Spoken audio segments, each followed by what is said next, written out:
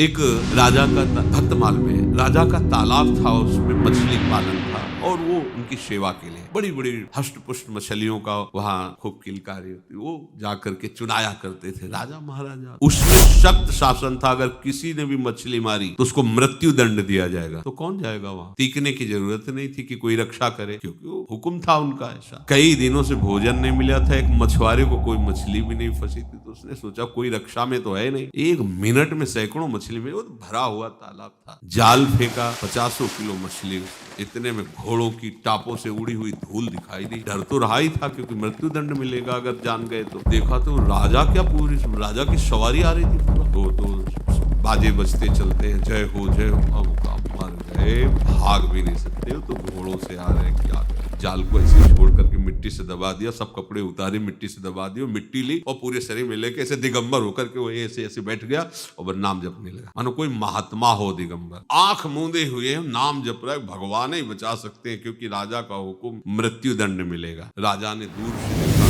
कोई अवधूत महात्मा दिगंबर बैठ, सबको रोक दिया। घोड़ों की टाप भी वहां आवाज नहीं पहुंचनी चाहिए, उनके भजन हमारा हो भाग्य। ऐसे महात्मा सरोवर के तट पर ध्यानस्थ हैं, कुछ हीरा जवाहरात मणि आदि ली, पादुका उतारी, धीरे धीरे जाकर के उनके सामने रखा, प्रणाम किया, चला पूरा एकाग्र है, नाम उच्चारण कर रहा है। कान में जब घोड़ों की टाप की आवाज से ऐसा महसूस हुआ कि सब चले गए। आंख खोल के देखा, हीरे जवाहरात ऐसे सामने रख, उसको लगा अरे जिसके लिए नकली बने तो राजा प्रणाम करके अरे सब रख गया, असली में क्या होता होगा? अगर असली में भगवान का भक्त बन जाए तो क्या होता होगा? नकली में तो ये हुआ, नाटक करने पर तो ये हुआ कि राजा मृत्यु दंड मिलना चाहिए, वहां राजा प्रणाम करके भेंट रख के गया है। अगर ये वेश असली हो जाए, उद्देश्य असली हो जाए, उसी दिन घर ले गया, भगवान का